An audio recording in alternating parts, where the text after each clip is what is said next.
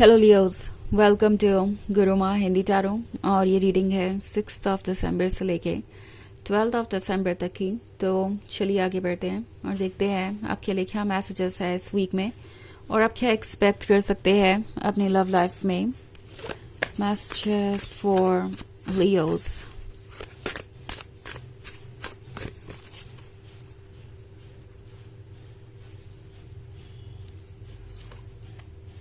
Nine of Swords, Three of Pentacles in reverse, King of Wands, Eight of Wands, and the Hanged Man. Okay. So हमारे पास है King of Wands.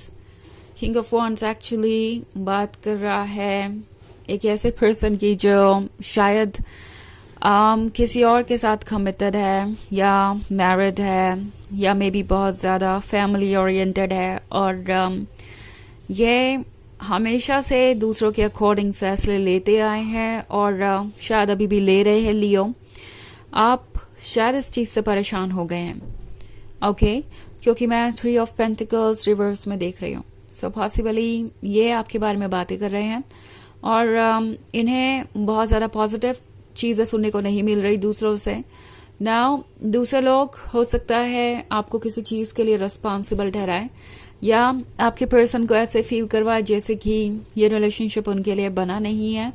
And problem ये है कि ये king of wands इतना ज़्यादा family oriented है या इतना ज़्यादा अपने कंफर्ट जोन में रहने का आदी है कि वो दूसरों की बातों को कंसिडर कर भी रहे हैं।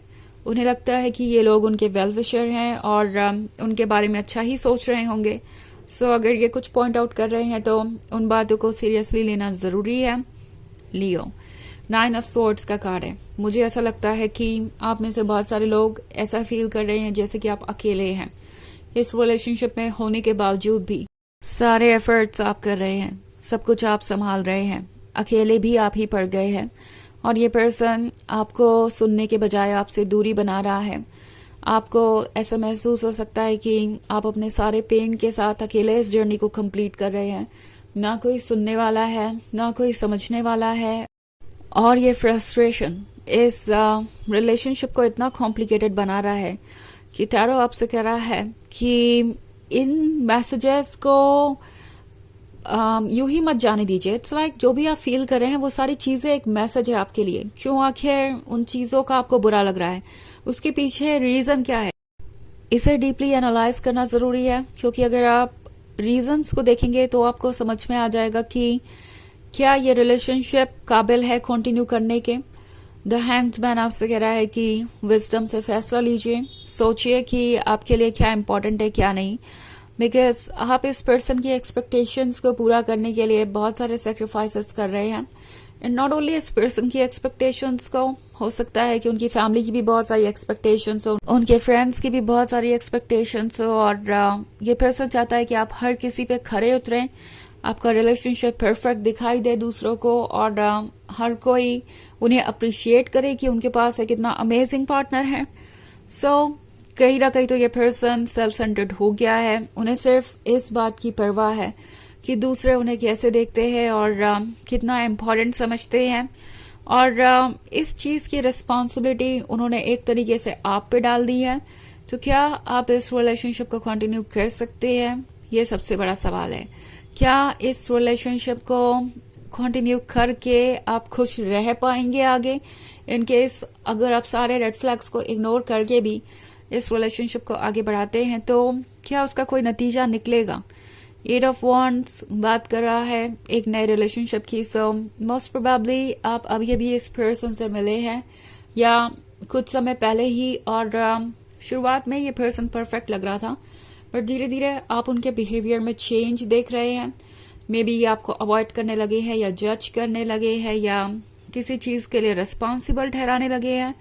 एंड टैरो आपसे कह रहा है कि अगर ऐसी सिचुएशन है तो इसे लेट गो नहीं करना चाहिए। आपको डिटेल में हर चीज़ को नोटिस कीजिए एंड आपको आपका जवाब मिल जाएगा कि ये पर्सन आपके लिए ठीक है या नहीं।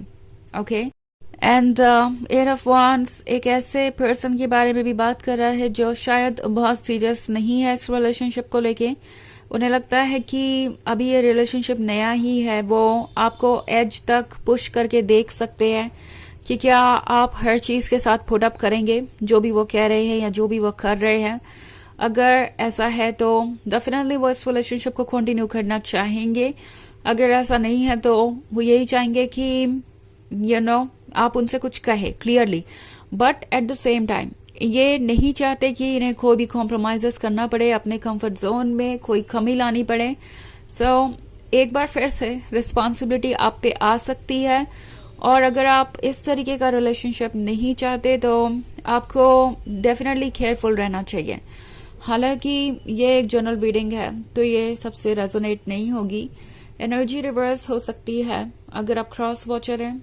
इसके अलावा अगर आप पिछले वीक की रीडिंग देखना चाहें तो उसका लिंक आपको डिस्क्रिप्शन बॉक्स में मिल जाएगा हमेशा की तरह। तो चलिए आगे बढ़ते हैं और देखते हैं और क्या मैसेजेस हैं आपके लिए Leos.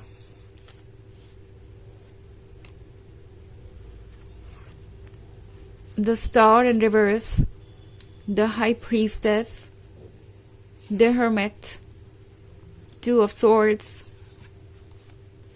and Temperance. Okay.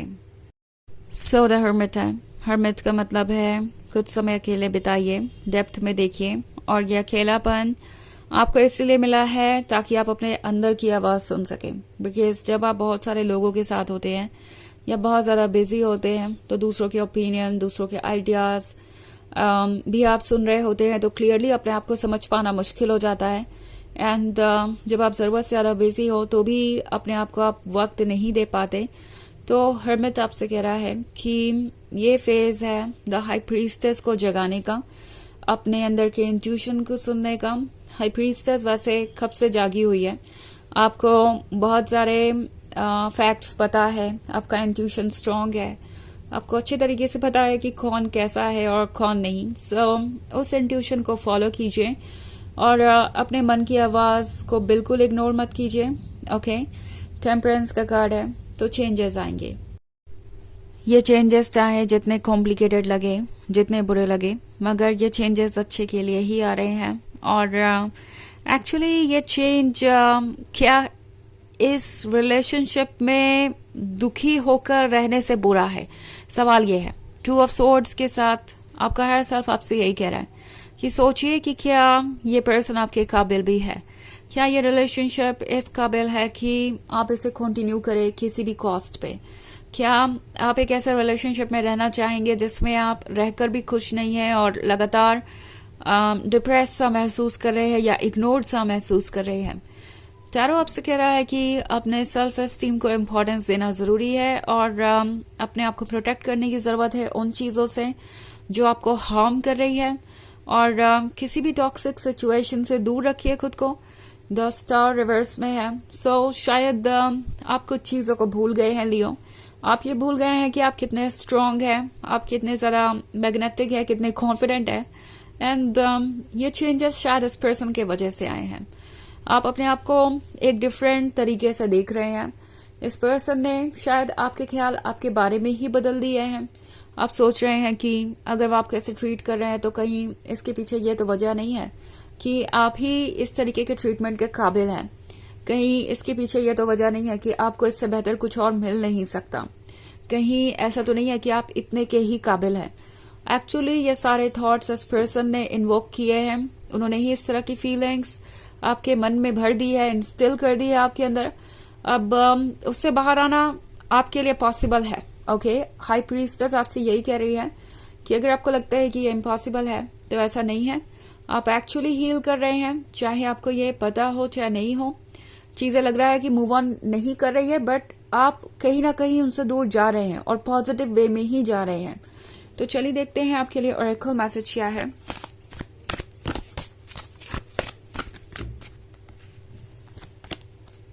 Mercury, open communication. Get a weight off your chest. Speak up with love and be heard.